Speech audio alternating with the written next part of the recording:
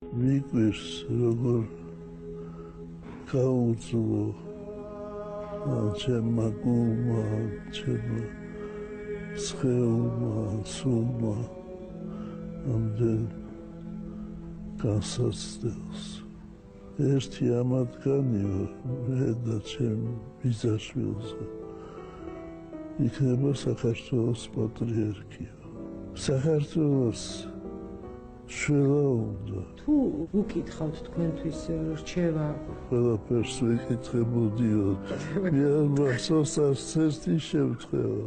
ქვეყანაში იწყება ომი და პატრიარქმა არ იცის.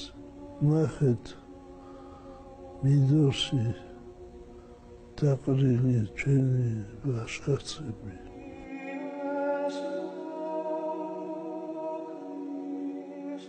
მე მინდა მთელ საქართველოს უთხრა, რომ არ გაუტყდეს გული, არ მოცოთ.